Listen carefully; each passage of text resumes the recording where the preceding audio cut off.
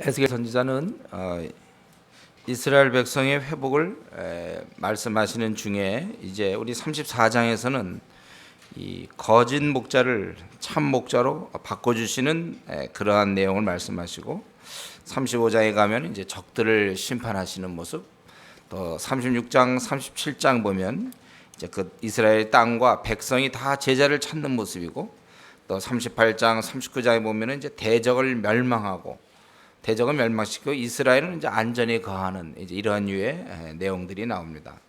그래서 오늘 본문은 크게 심판과 구원인데, 심판은 이제 거짓 목자, 살찐 양, 거짓 목자와 살찐 양들, 그러니까 그 당시에 권세자나 혹은 부자, 힘 있는 자들, 이런 자들, 아주 강포를 행하는 자들에 대한 심판, 그리고 양의 무리는 구원을 받는다. 그것은 바로 참 목자 때문에 그렇다. 그래서 오늘 본문은 주로 거짓 목자에 대한 심판과 참 목자에 대한 구원, 이것입니다. 여기 보면 이제 그 거짓 목자에 대한 게 먼저 1절부터 6절까지 나오죠. 저들은 누구냐면은 인자 너는 이스라엘 목자들을 쳐서 예언하라. 그들 곧 목자들에게 예언하여 이르기를 주의 말씀에 자기만 먹이는 이스라엘 목자들은 화했을진저 목자들이 양의 무리를 먹이는 것이 마땅치 아니하냐. 그래서 이들의 모습은 자기만 먹인다 그래서 자기만 먹여. 양의 무리를 먹이는 게 마땅하지만 자기만 먹이고, 오히려 그들은 착취할 때 보면 3절에 살찐 양을 잡아 그 기름을 먹으며 그 털을 입되 양의 무리는 먹이지 아니하는도다.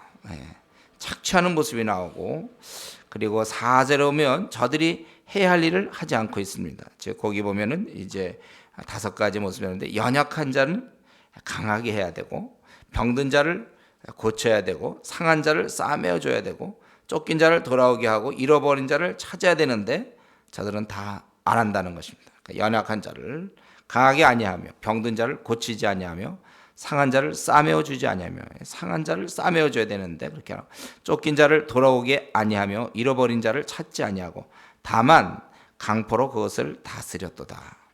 이렇게 됨으로 인하여 결국은 양들이 흩어지며 그래서 들짐승의 밥이 되는 거예요. 양들은 이렇게 자기를 보호할 능력이 없습니다. 그들은 멀리 볼 수도 없고, 그래서 들짐승이 또 짐승과 싸워 이길 힘이 없고, 그렇기 때문에 들짐승이 밥이 되는도다. 그래서 내 양의 무리가 모든 산과 높은 맷뿌리마다 유리되었고, 내 양의 무리가 온 지면에 흩어졌을 때 찾고 찾는 자가 없었도다. 그래서 우리가 이스라엘의 왕들이 제대로 저들을 다스리지 못하고, 저들이 잘못함으로 이제 이스라엘 백성들이 열방에 유리하는 그러한 모습입니다. 원래 목자는 양을 잘 돌봐야 합니다. 그런데 양보다는 자기만을 잘 돌보는 자들이 있다는 거예요. 이런 자들이 거짓 목자들이고, 이런 목자한테 걸리면 양들은 죽어가는 거죠. 죽는 거예요. 이것은 우리 삶도 마찬가지죠. 잘못 만났을 경우에 아주 고생을 하게 되는 거. 우리 군대에서는 대표적인 게, 상관 한 명 잘못 만나면 3년 내내 아주 고통스럽게 보내요. 상관을 잘못 만나면. 또 한 나라의 한 대통령을 잘못 만나면 아주 고생하죠. 또 직장에서 또 상사 잘못 만나면, 때로는 이제 부모를 잘못 만나면 또 고생돼요. 또 교회에서는 목회자를 잘못 만나면, 또는 직분자나 혹은 조장을 잘못 만나면 이제 아주 고생을 하는 것이죠. 여러분, 이 땅은 우리가 신라곤이기 때문에 이런 사람들이 있다는 거예요. 이런 자가 있기 때문에 스스로 조심하셔야 합니다.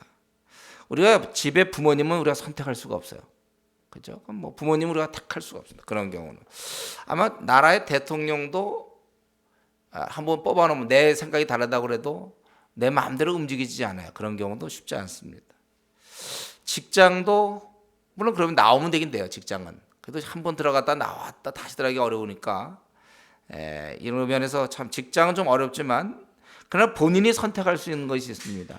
그런 게 이제 교회죠. 교회는 자기가 선택할 수 있어요. 교회는 또 남편을 선택할 수 있어요. 남편.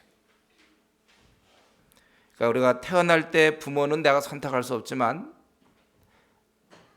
그러니까 태어날 때 나의 아빠를 선택할 수는 없지만 결혼 이후에 아빠, 그 남편이거든요. 우리 성경적으로 보면 남편이 아빠가 되는 건데, 그 아빠는, 두 번째 아빠는 선택할 수 있다는 거예요. 그렇기 때문에 우리 자매들 잘 정말 열심히, 이 문제가 제일 중요해요.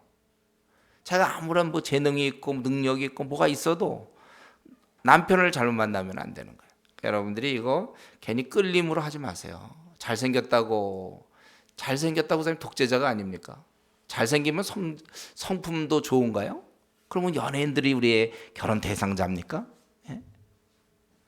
잘생겼다고, 끌린다고, 매력적이라고, 사람이 좀 착해 보인다고 그러면 안 돼요. 신앙이 견고하게 위로부터 음성을 들을 수 있는 사람을 만나야 되는 거예요. 그래서 여러분들이 아주 신중하게 선택해야 되고, 또 딸 가진 부모는 마찬가지죠. 예. 그 사람의 신앙이 있는지 좀 잘 살펴서 해야지. 무슨 뭐 사자 들어가는, 돈을 많이 버는 사람이다, 또 안정된다, 집이 있다, 이런 식으로 해서는 안 되는 거예요. 사실 이런 설교는 우리 교회보다는 좀 어른이 많은 교회 있잖아요. 그런다 하면 제가 좀 아주 많이 좀 얘기할 텐데, 우리는 지금 여기 이렇게 해당 사항이 사실 별로 없어요. 모르겠어요. 동영상을 보는 사람들 혹시 도움이 될지 모르겠는데, 우리가 물론 여기서 우리 본문에서는 이제 거짓 이것들은 이제 결국 그 당시에 왕들이겠죠, 방백들. 그래서 이스라엘이 비참하게 되는 모습을 이제 이런 식으로 했는데, 그러나 우리는 이것을 통하여 우리가 이런 것들을 생각해 볼 수 있다는 거예요. 거짓 목자, 자기만을 돌보는 거, 성경적으로 굉장히 문제 아닙니까?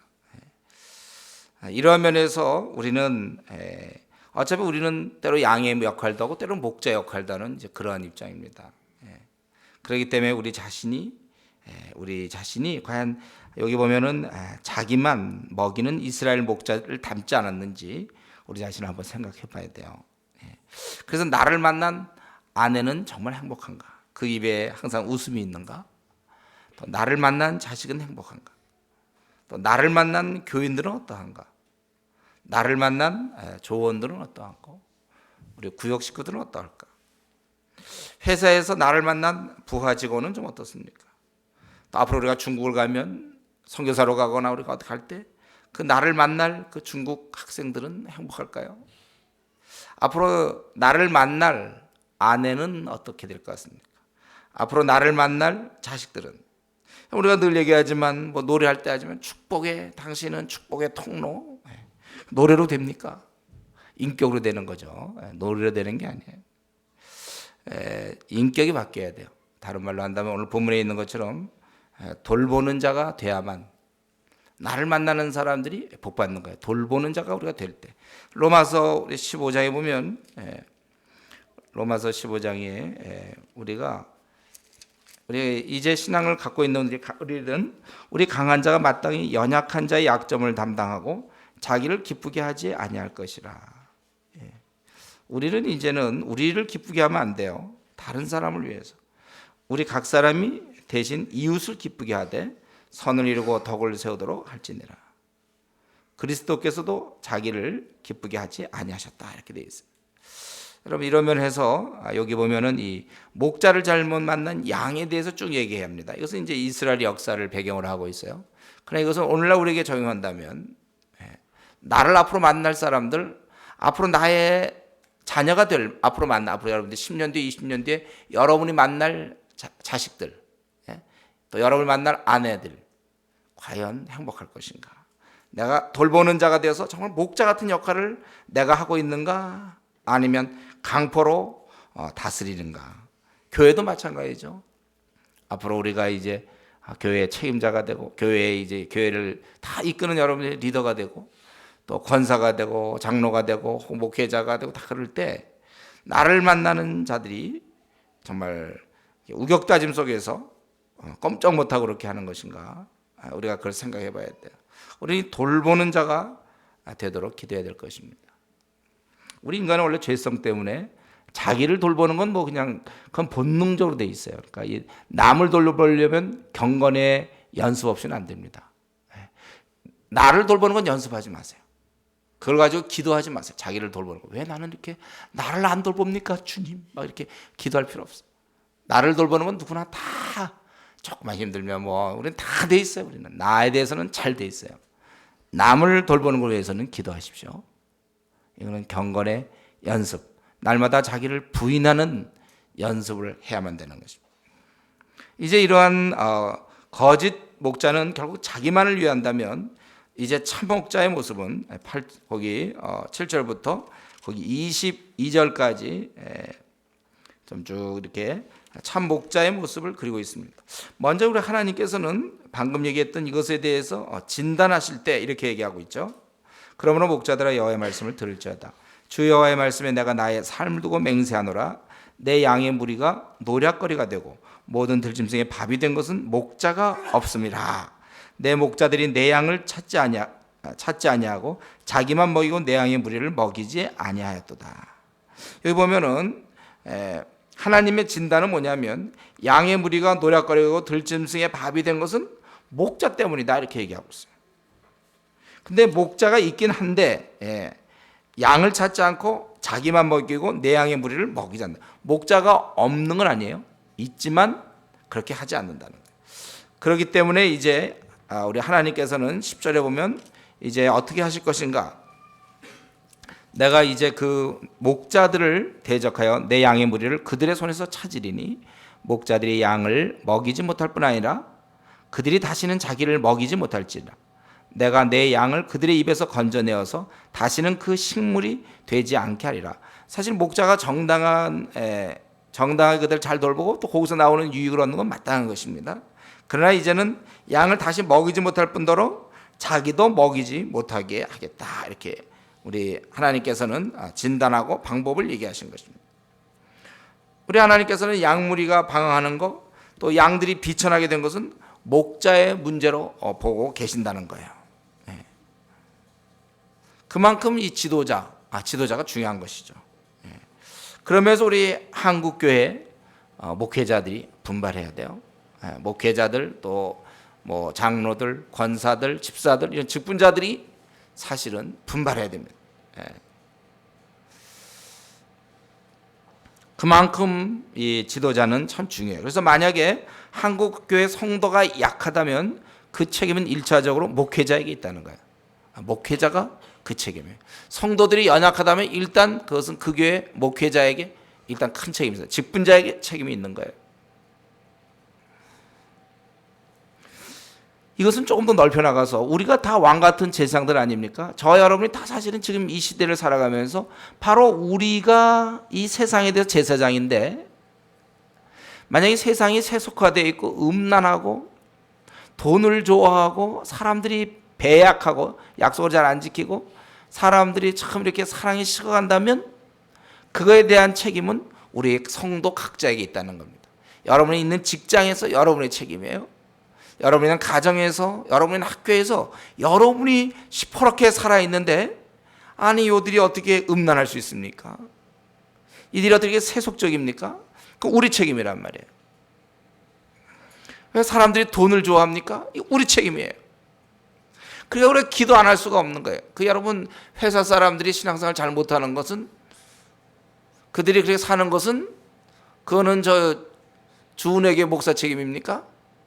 여러분 회사에서 그 회사원들이 신앙생활 잘 못하는 것이, 또는 학교에서 저들이 제대로 경건하게 살지 못하는 것은 그게 누구 책임입니까? 자기의 책임이에요. 자기 주변의 사람들이 그런 것은 다 자기 책임입니다. 돈을 좋아하고 명예를 좋아하고 다 자기만을 이기적으로 사는 것은 내가 그곳에 간 이상 그것은 내 책임이라는 사실. 왜냐하면 우리는 성경에 있는 대로 하나님 나라의 대사들 아닙니까? 대사잖아요. 우리는 세상의 빛이라고 얘기하고 있어요. 소금이라고 얘기하고 있습니다. 그렇기 때문에 오늘날 우리 한국교회가 또 한국 사회가 굉장히 세속적이라는 그 의미는 오늘날 1000만 성도의 책임이 있다는 거죠. 근데 이제 이렇게 생각하면 우리가 기도 안 하게 되죠. 1000만 성도의 책임이니까. 나는 물론 1000만 명 중 하나죠. 그것을 내 책임이다라고 이제 우리가 받아들일 수 있어야 돼. 우리가 제대로 저들한테 복음을 소개하지 않고 제대로 가르치지 않고 있기 때문에, 아니 그것이 대다수가 한국의 성도들이 대다수 복음을 전해주지 않아요. 그들을 바꿀 수 있는, 근본을 바꿀 수 있는 새 사람을 만들어 놓지 않으니까 사회가 이렇게 더럽죠. 밤낮 돈 떼먹고 도망가죠. 사회가 사기치죠. 미워하고 증오하고 죽이고 그러죠. 헤어지죠. 이 모든 것의 책임은 성도들에게 있다는 거예요. 그렇기 때문에 우리가 사실은 이걸 우리 책임으로 받아들이는 것은 영성이요. 목사님, 저는 이제 믿은 지 한 달 됐습니다. 이제 이런 식으로 넘어가면 그게 영성이 떨어지는 거죠. 그래서 우리가 기도 안 할 수가 없는 거예요. 이걸 왜 우리의 책임이라고 생각을 안 합니까? 정치판이 이렇게 시끄러운 거 다 우리 책임 아닌가요? 그럼 저들이 시끄럽지 그러면 안 시끄러울 걸 기대하십니까? 왜 이렇게 들여다보면 그렇게 비리가 많습니까? 우리 책임이란 말이에요. 성도들의 책임. 그러니까 우리가 이 문제를 우리 것으로 알고 이걸 놓고 사실 기도해야 돼요. 그러니까 우리가 기도할 내용이 참 많죠. 하여튼 눈에 보여지는 모든 불합리한 것, 눈에 보이는 이런 모든 세속적인 것, 그건 내가 이 땅에 살아있는 한, 내가 눈을 감으면 그건 내 책임 아니에요. 내가 눈을 감으면 그건 끝나는 거예요. 내가 눈을 감으면. 그러나 내가 살아있는 한, 그것은 내 책임이란 말이죠. 이런 면에서 우리 성도들 더 분발하셔야 됩니다. 회사에 비리가 있는 걸 보면 내 책임인 줄 아세요? 회사원들이 음담패설하는 건 내 책임인 줄 아세요? 내가 그들을 변화시켰으면 그러지 않을 거 아닙니까? 돈을 좋아하는 거 보면 내 책임인 줄 아세요? 내가 그들을 하여금 이 새로운 가치를 얘기를 못 해줬으니까. 돈이 최고인 줄 아는 그 사람들 내가 바꿔놓지 않았기 때문에 그건 내 책임이랍니다. 우리도 마찬가지로 그렇게 따진다면 여기 있던 그 자기만 먹이는 이스라엘 목자나 우리가 얼마만큼 차이가 있을까요? 직장에서 서로 바쁜 거 알아요. 학교에서 내가 바쁜 거 알지만, 그러나 그것은 누구의 책임입니까? 오늘 본문에서는 또 자기만 먹이는 그 이제 목자는 어떤 형벌을 받냐면, 어떤 벌, 다시는 양 먹일 기회를 박탈하겠다 해요. 뿐만 아니라 자기도 먹일 수 없다 이렇게. 주신 기회를 제대로 사용해 우리가 근면히 일하지 아니하면 거두어 가셔서 섬길 기회를 잃게 하겠다. 그게 하나님의 방법입니다. 우리가 이 어린 자를 섬길 수 있는 기회에 박탈당하지 않도록 조심하십시오. 애당초 안 하면 이런 걱정할 일도 없죠. 애당초 안 돌보고 있는데 사실 박탈당할 걸 걱정하겠습니까? 넘어져 있는 사람이 또 쓰러질 거 걱정하나요? 이미 넘어지면 더 이상 괜찮아. 서 있는 자가 이제 넘어질까 조심하는 거죠. 여러분, 우리가 주님을 섬길 기회, 이것에 박탈을 조심해야 됩니다. 바울 사도가 이전에 우리 고린도전서에 보면, 고린도전서 9장 27절에 보면 바울 사도가 그렇게 말씀하셨죠. 9장 27절에 보면은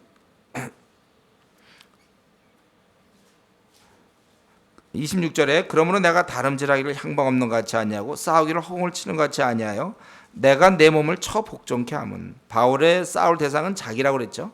자기와 싸우는 거예요. 자기의 게으른 본성, 좀 기도 안 하려는 마음, 또 성경 멀리 하려는 마음, 세상에 비디오 보기 좋아하고 세상 친구와 더불어 떠들기 좋아하고 이러한 나를 쳐 복종케 하면 내가 남에게 전파한 후에 자기가 도리어 버림이 될까 두려워함이라. 그래서 구원의 문제를 얘기하는 것이 아니라 사역에 대한 얘기를 하고 있는 거예요. 자기가 하나님이 자기를 잘 사용하고 있는 것에 대해서 바울은 참 감사했어요.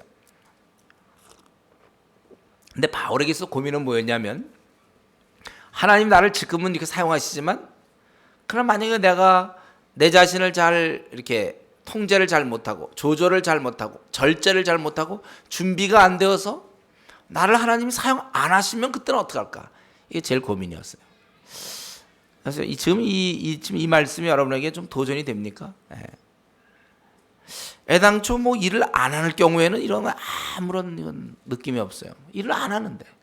근데 만약에 우리가 정말 우리는 이런 일을 할 뿐만 아니라 일을 해서 대단한 게 아니고 이런 마음가짐으로 일을 한단 말이에요. 내가 이렇게 일을 하는데 혹시 이 일이 무슨 이유든지 중단된다면 어떡할까? 내가 남을 섬기는 이 돌보는 이런 기회를 박탈당하면 어떡할까 하는 것이 진정으로 이 섬김을 즐기는 사람들, 이걸 아주 복되다고 생각하는 사람들은 그런 것을 염려하게 된다는 거예요. 왜냐하면 이 일이 너무 영광스러우니까. 어린 자를 돌보고 전화 걸어주고 뭐 이러는 게 귀찮은 일이 아니고 그 영광스러운 일로 이렇게 생각을 바꿔야 돼요. 그렇기 때문에 나에게 어린 자를 돌볼 기회가 있다면 감사함으로 받고 그 어떤 이유로든지 이걸 빼앗겨서는 안 되는 거예요. 왜냐하면 그들은 주님의 양이기 때문에 그래요. 지상에서 내가 이렇게 영광스러운 일을 할 수 있다는 것, 그래서 죽게 하듯 열심히 섬기는 것입니다. 소자에게 냉수 한 그릇 주는 거, 결코 이거 상을 잃지 않는 거라고 했어요. 전화 걸어주는 거, 문자 메시지 날리는 거, 그를 위하여 그를 어떻게든 신앙적으로 끌어들이려고 하는 그런 일은 다다익선, 많으면 많을수록 좋은 것입니다. 이러면서 우리 교회 성도님들은 사실 모두에게 그런 기회가 지금 계속 공급되고 있죠. 누구나 다 불신자를 만들어서 원투원 할 수 있는 기회, 스스로 그걸 거부하지 않는 한 우리가 이제 하게 될 텐데, 이때 여러분 참 감사한 마음으로 하십시오. 하여튼 적은 일을 할지라도 우리가 이렇게 남을 섬길 수만 있다면 감사하셔야 됩니다. 원래 우리는 남을 섬길 수 있는 사람들이 아니었거든요. 원래부터 우리는 자기만을, 항상 모든 문제 자기만을 우리는 제일 앞세우던 사람들이었지만 이제 자기를 기쁘게 하지 아니하고 어린 자를 기쁘게 하는, 우리도 뭐 자기 문제에 빠지기 시작하면요, 우리 중에 다른 사람 돌볼 사람 아무도 없습니다. 문제 없는 사람은 어디 있습니까? 죽을 때까지 문제는 문제예요. 자기 문제는 계속되는 거고, 그건 그거고, 이거 해결돼서 남을 돕겠다 그러면 그런 이제 죽을 때까지 해결되는 거 아니에요. 내 문제는 있는데 그럼에도 불구하고 남을 돕겠다, 이게 이제 맞는 거죠. 우리가 그렇게 살아야 돼.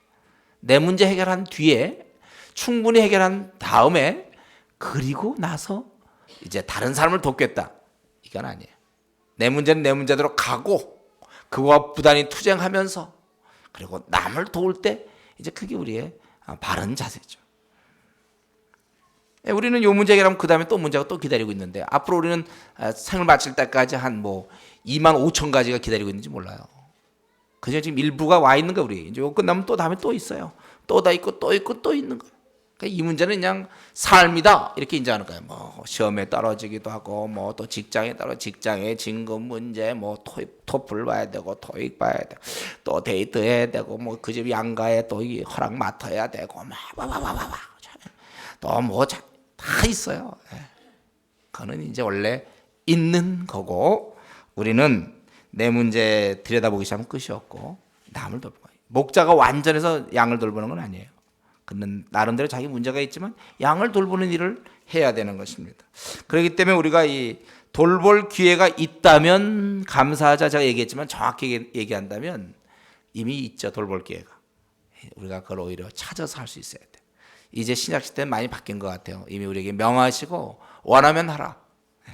그래서 여러분, 우리 항상 어린 자를 돌볼 생각을 하고, 특별히 교회에서 하고 있는 것처럼 모든 사람이 믿지 않냐는 사람을 붙잡고, 하나님은 누구시며, 선악과가 왜 이렇게, 선악과 문제가 어떻게 된 것이며, 죄인들은 어떻게 된 것이고, 예수님은 어떤 분이, 이런 걸 가르치는 그런 모습, 그게 바로 여러분 목자의 모습이고, 그럴 때 우리가 자기만을 위하는 자가 아니라는 하나의 증거입니다. 우리 모두가 다 그렇게 하고, 그리고 그런 기회가 생을 마칠 때까지 계속될 수 있도록 기도하세요. 혹시 이 땅에 신앙의 자유가 혹시 없어질지 알게 뭡니까? 아니면 내 몸이 아파서 내가 몸져 누워 있을지 알기 뭐예요? 이 걸어 다닐 수 있고 목소리 낼 수 있고 힘이 있고 시간이 있을 때 그 시간 갖고 그저 빈둥빈둥 보내는 것이 아니고, 주를 위하여 우리가 어린 자를 돌보면서 우리가 시간을 내야 될 것입니다. 이제 11절부터 22절까지 보니까 이제 주님이 이제 그러면 이들에겐 이렇게 했고 그 양들을 어떻게 할 것인가, 거기 11절부터 22절까지 그 양들에 대해서 얘기를 하고 있습니다. 나 주여가 말하노라, 나 곧 내가 내 양을 찾고 찾되 목자가 양 가운데 있는 날에 양이 흩어졌으면 그 때를 찾는 것 같이 내가 내 양을 찾아서 흐리고 캄캄한 날에 그 흩어진 모든 곳에서 그것들을 건져낼지라. 그래서 흐리고 캄캄한 날이라는 것은 이제 아주 힘든 그런 상황 속에서, 소망 없는 그런 때에서 이제 그것들을 건져내리라. 내가 그것들을 만민 중에 끌어내며 열방 중에 모아 그 본토로 데리고 가서 이스라엘 산 위에와 시냇가에와 그 땅 모든 거주지에 먹이되 좋은 걸로 먹이고 그 우리를 이스라엘 높은 산 위에 두리니 그것들이 거기서 좋은 우리에 누워 있으며 이스라엘 산 위에 살찐 꼴을 먹으리라. 여기 보면은 이제 흩어져 있는 자들을 다 모아서 본토로 데리고, 이건 이스라엘 지금 바벨론 포로로 잡혀 있는 자들이 큰 위로가 되겠죠. 본토로다 그 땅의 거주지에 먹이고 이스라엘 높은 산에 두리니 그것들이 거기서 우리에 누워 있겠다는 거예요. 그리고 내가 그들의 친히 목자가 되어 15절에 내가 친히 내 양의 목자가 되어 그것들로 누워 있게 할지라. 이런 거짓 목자 말고 바로 하나님께서 친히 목자가 되어 그것들을 누워 있게 한다는 거예요. 그렇기 때문에 내 그 잃어버린 자를 내가 찾으며 쫓긴 자를 내가 돌아오게 하며 상한 자를 내가 싸매어 주며 병든 자를 내가 강하게 하려니와 살찐 자와 강한 자는 내가 멸하고 공의대로 그것들을 먹이리라.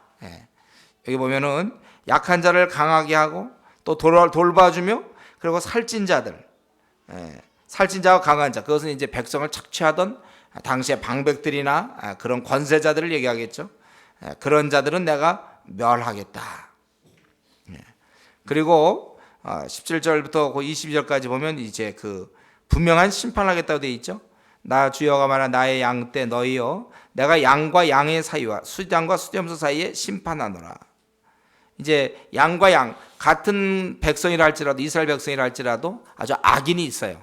의인도 있고 그 악인들에 대해서 벌하겠다는 것이죠. 너희가 좋은 꼴 먹은 것을 작은 일로 여기느냐 어찌하여 남의 꼴을 발로 밟았느냐. 남의 먹을 것들을 왜 이렇게 너희가 다 망가뜨렸냐 이거죠. 너희가 맑은 물 마신 것 같은 마신 것을 작은 일로 여기느냐 어찌하여 남은 물을 발로 더럽히느냐. 자기가 안 먹으면 됐지 왜 그렇게 못되게 우느냐 이거예요. 이 죄인들이죠. 이스라엘과 같이 공동체에 지내면서 이상하게 못되게 구는 사람이 있단 말이에요.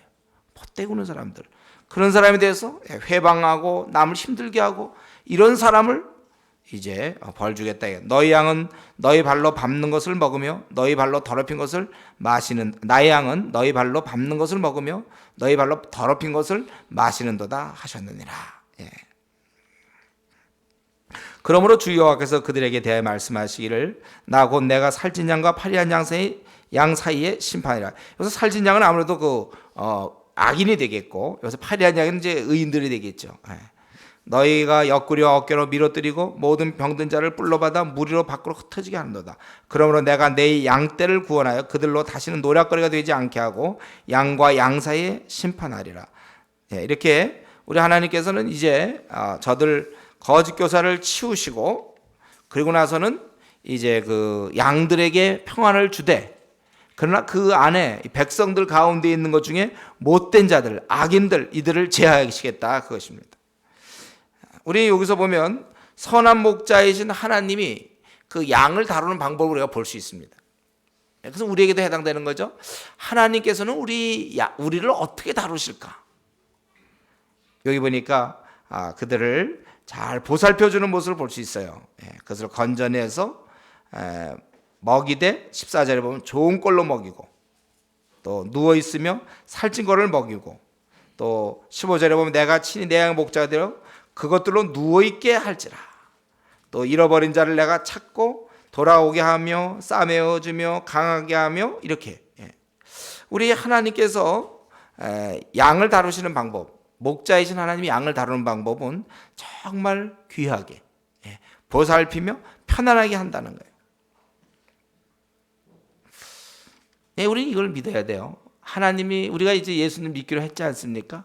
우리가 방탕하고 우리가 고집을 피워서 하나님을 떠나지 않는 한 지금 여러분이 하고 있는 지금 살아가는 이것은 가장 하나님이 귀하게 선하게 지금 이끌어가고 있는 중이에요. 물론 이 선하게 이끄는 중에 병도 있고 뭐 시험 떨어지는 것도 있고 또 승진이 안 되는 것도 있고 결혼이 잘 안 되는 것도 있고 이 안엔 있지만 그럼 우리가 주님 손 안에서 근본적으로 우리 하나님은 우리를 사랑하시기 때문에 편하게 해주시는 것입니다. 또한 그뿐 아니라 우리 하나님은 심판하시는, 즉 공의로 다스린다는 거예요. 죄성을 가진 자들이기 때문에 우리는 항상 이 두 가지 면을 생각해야 돼요. 그래서 우리가 남을 돌본다고 할 때 바로 두 가지죠. 그 사람을 편안하게 해주는 것. 요즘 한국 교회는 이런 분위기죠. 그냥 편안하게 해주는 거, 휴식, 안전, 뭐 이런 분위기. 위로. 그러나 오늘 본문에 있는 것처럼 공의의 시행이 있어요. 공의. 이 양쪽에서 심판하고 그걸 멸할 것을 멸하고 하는 이 분명한 이런 것이 있다는 거예요. 편안함과 어떤 이 공의의 이런 시행, 이것이 하나님께서 하시는 일입니다. 이제 이렇게 하나님께서 하시기 때문에 이들의 축복된 모습이 23절부터 마지막 31절까지 아주 이스라엘의 축복된 모습을 여기서 그리고 있습니다. 내가 한 목자를 그들 위에 세워 먹이게 하니니 그는 내 종 다윗이라. 하나님 앞에 온전히 합했던 그 다윗, 바로 다윗의 후손. 우리는 아는 대로 이제 우리가 그리스도를 생각하면 되겠죠. 그가 그들을 먹이고 그들의 목자가 될지라. 나 여호와는 그들의 하나님이 되고 내 종 다윗은 그들 중에 왕이 되리라. 나 여호와의 말이니라. 하나님께서는 목자를 주시고 또 왕을 주신다. 목자로서 돌볼 뿐만 아니라 그들을 다스리는 거예요. 먹이고 다스리는 목자가 되는 것입니다. 이건 우리 이사야도 이렇게 예언했죠. 이사야 11장에 보면 11장 1절에 우리 주님이 앞으로 오셔서 우리를 다스리는 모습, 주님 안에서 다스리는 모습이 이사야 11장 우리 구약 979쪽에 보면 우리를 다스릴 목자, 사실 우리를 지금 다스리는 주님의 모습을 여기서 그리고 있습니다. 11장 1절에 보면 이새의 줄기에서 한 싹이 나며 그 뿌리에서 한 가지가 나서 결실할 것이요. 이새는 이제 다윗의 조상이죠. 다윗 거기 것이요. 여호와의 신 곧 지혜와 총명의 신이요 모략과 재능의 신이요 지식과 여호와를 경외하는 신이 그 위에 강림하시리니 그가 여호와를 경외함으로 즐거움을 삼을 것이며 그 눈에 보이는 대로 심판치 아니하며 귀에 들리는 대로 판단치 아니하며 공의로 빈핍한 자를 심판하며 정직으로 세상에 겸손한 자를 판단할 것이며 그 입의 막대로 세상을 치며 입술의 기운으로 악인을 죽일 것이며 공의로 그 허리띠를 삼으며 성실로 몸의 띠를 삼으리라. 그러면서 그 다음에 이제 그때는 이제 이런 일들이 벌어지겠다 쭉 나오고 있어요. 이스라엘의 축복된 모습은 바로 하나님이 왕을 주시고 또 나 여호와가 그들의 하나님이 되고 다윗은 그들 중에 왕이 된다고 그랬습니다. 또한 25절에 보면 화평 언약을 세우겠다는 거예요. 화평을 주시겠다는 것이죠. 내가 또 그들과 화평의 언약을 세우고 악한 짐승을 그 땅에서 그치게 하리니 그들이 빈들에 편안히 거하며 숲을 가운데서 잘지라. 숲을 가운데서도 잘 수 있게 아주 편안한 모습을 얘기하십니다. 그리고 복을 주시겠다고 그랬어요. 사면 모든 곳에 내가 복을 줘서 때를 따라 비를 내리되 복된 장마비를 내리리라. 사실 그 당시에 농경 문화에서 이 비라는 게 얼마나 소중한 겁니까? 때를 따라 비를 주시겠다는 거야. 대충 아는 대로 파종할 때는 이른 비를 주고 결실할 때는 늦은 비를 주는 거예요. 그래서 가을에 이스라엘은 가을에 파종을 하고 봄에 결실을 하는데 이른 비와 늦은 비를 주시는 거예요. 때때로 이 복된 장마비를 주시는 것입니다. 그리었기 때문에 밭의 나무가 열매를 맺으며 땅이 그 소산을 내리니 그들이 그 땅에서 평안할지라. 내가 그들의 목을 꺾고 그들로 종을 삼은 자의 손에서 그들을 건져낸 후에 그들이 나를 여호와인 줄 알리라. 그 종으로 삼은 자에서 벗어나게 하겠다는 거예요. 다시는 그리고 이방 노략거리가 되지 아니하고 땅의 짐승이 해롭게 못하며 그래서 저들은 평안히 거하리니 놀랄 사람이 없으리라. 평안히 복을 주심으로 저들이 먹을 것이 있고 땅에 소산이 있고 평안히 거한다고 그렇게 얘기하고 있습니다. 또 내가 그들을 위하여 유명한 종식할 땅을 일으키리니 이게 유명한 종식한 땅 이게 뭐냐면 풍성한 소출로 말미암아 열국에 알려질 만큼의 그런 좋은 경작지를 그런 땅을 하나님이 주시겠다 그거예요. 그들이 다시는 그 땅에서 기근으로 멸망하지 아니할지며 다시는 열국의 수치를 받지 아니할지라. 그래서 그들이 나 여호와 그들의 하나님이 그들과 함께 있는 줄 알며 그들 곧 이스라엘 족속이 내 백성인 줄 알리라. 나 주 여호와의 말이니라. 내 양 곧 내 초장의 양 너희는 사람이요 나는 너희 하나님이라. 나 주 여호와의 말이니라. 여기 보면 이제 우리 하나님께서는 이스라엘을 많이 축복하고 있는 모습을 볼 수 있습니다. 하나님께서 목자가 되시고 우리는 그의 양이 될 때 비로소 참된 평안과 안식이 있는 것입니다. 모든 것이 다 제대로 되는 거예요. 이럴 때 하나님이 우리의 목자가 되실 때 우리 인생은 제대로, 이때 참 안식, 이때 자리를 제대로 잡아가게 되는 것입니다. 하나님과의 관계가 제대로 되어 있지 않을 때는 그 상태에서는 그 어떤 평안도 없습니다. 많이 벌고 누려도 그것뿐이라는 거예요. 그래서 우리가 신문에 어떤 재벌 2세 혹은 재벌 3세까지 하는지 모르겠어요. 우리가 그들을 바라볼 때 우리는 한마디로 얘기하면 평안이 없는 사람이다 이렇게 하면 되는 거예요. 돈은 있죠. 돈은 있는데 우리가 어떤 사장을 본다든가 어떤 돈이 많은 그런 사람들 볼 때 우리는 그 사람이 평안이 없는 사람이다 이렇게 생각하면 돼요. 왜냐하면 평안은 돈으로 나오지가 않거든요. 이건 절대로 돈을 아무리 벌어도 평안이 안 생깁니다. 노후 대책은 되는지 모르겠어요. 돈을 많이 벌어놓으면 평안이라는 건 없어요. 이렇게 누우며 그 양떼들이 이렇게 누워있게 할지라 아주 평안한 28절에도 이제는 그들이 다시는 이방의 노략거리가 되지 않냐며 땅의 짐승에 삼킨 바 되지 않냐고 평안히 거리니 놀랄 사람이 없으리라. 우리가 많이 벌고 누려도 그건 그거예요. 그냥 많이 벌고 누린 거예요, 여러분들. 누가 많이 벌었다, 누렸다, 그럼 많이 벌고 누렸구나 이렇게 우리가 하는 거죠. 평안은 없는 것입니다. 평안은 없습니다. 참된 만족, 참된 행복, 깊은 안식은 그분을 목자로 모셨을 때 그분과의 깊은 관계에서만 가능한 것입니다. 그렇기 때문에 이렇게 참 요란하고 소란스러운 또 먹고 살기 힘든 우리가 이 땅에서 또 앞날에 대해서도 막연하고 하루하루 사는 것이 힘들고 또 사람들과의 관계에서 상처받고 이리저리 치이고 참 지치고 소망이 없고 왜 그렇게 이게 힘이 없는지 무기력한지 우리 그런 사람이 있습니까? 주님께 나오셔야 합니다. 바로 주님께 나오셔야 돼. 여러분 교회 나왔다고 해서 주님께 나온 거 바로 되는 거 아닙니다. 교회 나오는 것이 있고 주님께 나오는 것이 있어요. 이건 마음으로 나오는 거예요. 교회는 걸어서 나오면 돼요. 계단 올라오면 돼요. 교회는. 그러나 주님께는 마음으로 나가야 되는 거예요. 내 삶이 참 힘들고 별로 소망이 없어 보이고 이렇게 그러면서 세월은 가고 올해 또 가고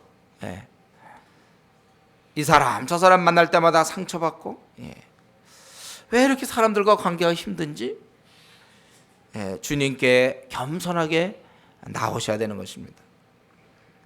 왜 우리가 이런 좋은 목자를 놔두고 스스로 험한 인생의 길을 우리가 가려고 합니까? 여러분 그분께 내 앞날을 맡기고 사세요. 왜 이렇게 자존심이 강합니까? 우리가 그분 앞에서 엉엉 울면 될 걸 가지고 왜 그분 앞에 울질 않습니까? 좀 이런 문제하고 나는 사실 이렇게 외로운 자며 나는 괴로운 자며 고통스러운 자입니다라고 왜 그분 앞에서 엉엉 울지 않습니까? 내 앞날 이제 나는 지금 꽉 막혀 있는데 앞날은 책임져 주십시오. 아니 우리가 그렇게 부탁할 것도 없어요. 그냥 주님께 나가면 그분이 책임져 주시는 거예요. 문제는 내가 그것을 맡기느냐. 그래야 그분이 책임져 주시죠. 그분은 나의 선한 목자라는 거예요.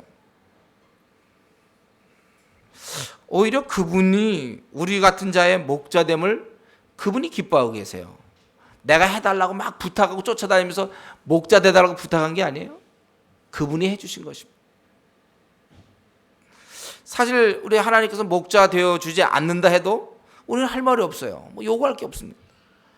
그러나 그분은 친히 목자 되어서 이끄심을 기뻐하신다는 거예요. 그렇기 때문에 우리 여기서 아주 그 삶의 만족과 행복과 참된 안식과 평안의 그 비결을 우리는 깨닫게 된 것입니다. 그분 안에 있었어요. 그분. 내가 왜 사는 게 이렇게 힘듭니까?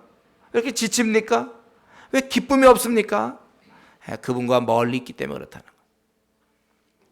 우리는 세상을 이제 남은 세상은요. 우리는 이제 끝났어요. 우리 남은 생은요. 우리는 행복하게 살 수 있어요. 그분이 있기 때문에.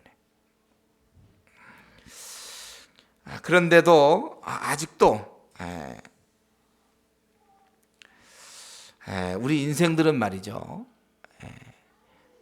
이상하게 하나님께 나가기를 주저해요. 그래서 이상한 꾀를 내요. 왜 그런 꾀를 내는지 모르지만 선한 목자의 인도를 받기보다는 그냥 내가 하고 싶은 대로 살겠다, 이런. 그 결과는 불행이요, 후회며 슬픔인데도 말을 안 들어요. 말 안 들어요. 암만 신앙생활 좀 하고 기도 좀 해라도 그러면 그 문제가 다 풀리긴 뻔한데도, 성경에서 보면 말씀을 사모하고 주님과 교제하면 그 문제 다 해결될 건데 안 들어요. 말을. 목자의 음성을 듣기 싫어합니다. 여기 분명히 그분은 선한 목자로 우리 생을 책임져 줄 뿐인데 그분께 나가면 되는데 안 나가고 고집 피우며 자기 하고 싶은 대로 산단 말이에요. 그렇다면 이제 제가 깨달은 것은 할 수 없다, 그거예요. 제가. 그런 사람은 어떻게 할 수가 없다. 그럼 뭐 어떻게 하겠습니까? 본인이 말 안 듣는데 아무리 해서. 그냥 그 사람은 세상 친구를 자기의 목자로 삼고 따라가는 거예요. 세상 쾌락을 따라가고 세상에서 자기 인정받는 거 그냥 따라갈 수밖에 없어요. 달리 도리가 없습니다. 그때는 결국 본인이 경험해야 돼요. 본인이 경험해 봐서 이제 나중에 눈물을 흘릴 때 내가 내 생을 헛보냈구나, 그렇게 하고 돌아올 때까지는 기다릴 수밖에 없다는 거예요. 저도 많은 사람 만나본 사람입니다. 많은 사람 만나봤어요. 아직까지 안 돌아오는 사람 있어요. 아직도 많은 사람 만나봐도 50이 되고 60이 돼도 안 돌아와요. 저는 우리 중에 좀 이런 자가 없기를 바라요. 우리 중에 이런 자가 참 없었으면 좋겠어요. 생이 이렇게 실험해도 될 만큼 여러 번 있는 것이 아니기 때문에 그렇습니다. 한 번 가면 끝이에요. 이제 우리 2005년도도 이번에 가면 끝이에요. 다시 안 와요. 저는 이런 면에서 하나님의 지혜가 우리 좀 성도들 각 사람에게 있기를 참으로 소망합니다. 이렇게 밝게 보이지 않습니까? 하나님께 나아가서 회개하고 하나님께 엉엉 울고 주여 내 상 붙잡아 주십시오. 내가 말씀대로 살겠습니다. 하나님과 동행하며 살겠습니다. 그럴 때 그 안에 행복과 평안과 이 여기에 그 만족과 누울 수 있는 참 하나님이 책임져 주시는데 왜 이렇게 말을 안 듣고 자기 하고 싶은 대로 하며 할 수만 있으면 기도 안 하려고 그러고 할 수만 있으면 예배 안 보려고 그러고 할 수만 있으면 성경 안 보려고 그러고 좀 어떻게 하면 좀 주님을 좀 따라 할 수만 있으면 그저 세상 친구 만나려고 그러고 교회 모임보다 세상 친구 모임 더 좋아하고 왜 그런지 모르겠어요. 아직까지도 이것이 축복의 길인지 모릅니까? 이거는 지금 우리뿐만 아니라 우리 이 시대를 보십시오. 얼마나 많은 사람, 교회에서 모태신앙으로 자란 사람들이 직장을 가든지 대학만 들어가 보세요. 목자의 음성 듣기 싫어하고 세상 친구와 어울려 놀기를 원하고 자기의 만족을 위해 살고 그저 그 순간 즐기고 그게 지금 우리 현실 아닙니까? 중고등학생들도 마찬가지고 기껏 교회에서 10년을 배웠어도 고등학교 돼갖고 교회 안 나가고 대학 들어가서 교회 안 나오고 또 학생 때 또 그랬다 하더라도 졸업하고 직장 들어가서 몇 년 안에 또 교회 안 나오고 기도 생활 안 하고 성경 안 보고 인생이 자기가 꽤 똑똑한 것 같죠. 머리 쓰는 것 같죠. 예배만 딱 보고 빨리 집에 가고 성경 공부 같은 거 안 하면서 어떻게든지 그렇게 하는 거. 그게 본인은 꽤 잘하는 것 같이 생각하지만 그 결과는 슬픔이라는 거예요. 후회일 겁니다. 후회. 불행이에요. 우리 하나님이 통치하시는 것이 가장 복된 것입니다. 우리 인생에게는 목자가 필요합니다. 우리는 항상 그 목자의 인도를 받으면서 그것은 결국 이 시대는 어떻게 받습니까? 말씀과 기도죠. 주의 말씀은 내 발의 등이요 내 길의 빛이니이다. 우리가 이 말씀과 기도 항상 주님과 가까이 우리가 하루에 1시간씩 기도하고 또 말씀을 가까이 항상 그렇게 살아가는 것이 인생을 가장 잘 살 수 있는 거예요. 내 얘기가 아니라 성경의 얘기예요. 우리 인생을 지으신 분이 그렇게 만드셨어요. 우리 인생이 가장 행복하게 살 수 있는 방법, 우리 인생이 가장 평안할 수 있는 방법, 우리가 정말 가장 복된 방법, 축복 가운데 인생을 마칠 수 있는 방법은 목자의 음성을 들으며 우리가 그분과 함께 동행하면서 늘 하나님을 가까이 하고 성도와 함께하며 이 거룩한 무리와 떨어지지 않으려고 애를 쓰고 함께 지내면서 그분께 나아갈 때 그것이 가장 우리 생에 가장 행복한 것입니다. 우리는 이 나그네 길을 가면서 우리가 이 목자의 인도를 받으며 살아가야 되겠습니다. 그래야 우리는 깊은 평안을 누릴 수 있는 거예요. 참된 행복과 만족은 오직 그 목자의 이끌림을 받을 때만이 가능한 것입니다. 원래 양이라는 게 좀 이렇게 어리석다 그러잖아요. 어떤 그 진짜인지 모르지만, 그래서 이것들이 목자를 벗어나면 어떻게 방법이 없어요. 싸움도 못 하지 않아요, 양이. 목자에 있을 때만이 되는 거. 성경 계속해서 우리 주님께서 목자 되신다고 얘기하고 있습니다. 그거 되시기 위해서 이 땅에 오셨고 죽으신 거예요. 그래서 저와 여러분의 목자입니다. 그래서 우리는 목자의 음성을 듣고 쫓아가면, 그분과 동행하면, 목자 가까이, 지금 자기가 한번 생각해 보세요. 목자가 있고 양이 있는 양 중에 자기 좀 어디쯤 와 있습니까? 양들 중에 가까이 음성을 들을 만큼 가까이 와 있습니까? 우리는 그 깊은 평안을 누려야 되는 것입니다. 이것이 성경에서 우리 인생들에게 주신 평안이며 행복이며 만족인데, 우리 문제는 이런 단계를 우리가 들어가야 된다는 거예요. 바울 사도는 뭐라고 했습니까? 이게 너무나 좋아서, 주님과의 교제가 너무 좋은 나머지 자기는 차라리 이 땅에서 빨리 죽었으면 좋겠다. 그래서 주님과 함께 거할 욕망이 그에게 있다. 이렇게. 여러분, 죽으라는 얘기 아니에요? 이걸 실험하기 위해서라든가, 바울 사도처럼. 그러나 그런 마음, 내가 정말 한번 물어보세요. 지금 스스로 주님과의 교제가 좋아서, 그러니까 세상이 너무 살기가 힘들어갖고 있잖아요. 아주 지쳐서 죽었으면 좋겠다. 그거 말고 세상은 굉장히 재밌고 즐겁고 쾌락이 맞아요. 너무 좋아. 그렇지만 내가 지금 여기서, 그러나 이것과 비교할 수 없는 그 주님과의 교제. 그래서 나도 바울 사도처럼 차라리 죽었으면 좋겠다. 우리가 그럴 수 있는가? 그것이 우리의 목표가 되어야 되지 않겠습니까? 주님과의 교제가 얼마나 좋으면 빨리 죽었으면 좋겠다. 오히려 죽음을 동경할 그런 단계까지 가지 않습니다. 우리가 이런 맛을 못 보면서 다른 행복을 찾으면 안 되는 것입니다. 이것이 우리 진짜 인생이 누릴 수 있는 최대 행복이 바로 이것입니다. 평안과 고요함과 안식과 즐거움. 우리가 이것을 사실은 누려야 되는 거예요. 그리고 말씀 맺기 전에 한 가지만 더 말씀드린다면, 우리가 이제 우리의 그 남은 생 동안 우리가 할 일이 있음을 기억해야 될 것입니다. 우리가 이것을 누렸다면은 이제 우리 아직도 이 방황하는 이 많은 어린 양들, 이리 뜯기고 저리 뜯기고 아무 대안 없이 유리 방황하는 그 많은 양들을 우리가 이제는 돌아봐야 될 것입니다. 우리가 그 목자를 만난 자들은 어느새 이 땅에서 목자가 되어서 이제는 자기만을 버는 것이 아니라 자기만 먹이는 것이 아니고 이제는 그들을 먹을 책임이 있는 것입니다. 그래서 우리는 우리의 남은 생 동안에 저들에게 목자가 살아있음을 알려야 될 것이고, 그래서 그들도 평안을 누리는 일에 우리가 정말 열심을 내야 될 거예요. 같이 누려야 될 것입니다. 우리만 누리면 안 되고 이 풍성한 행복과 이 안식을 같이 누려야 돼요. 그리고 혹시 우리 한국교회 현실로 볼 때 이런 선한 목자가 계셨음에도 불구하고 고등학교를 졸업하고 떠난 수많은 사람들, 한때 신앙생활을 했다가 지금은 멀리하고 있는 그 수많은 사람들에게 다시 돌아오도록 다시 돌아오게 우리가 이런 면에 있어서 여러분의 그 남은 생을 바쳐야 하는 것이 마땅할 것입니다.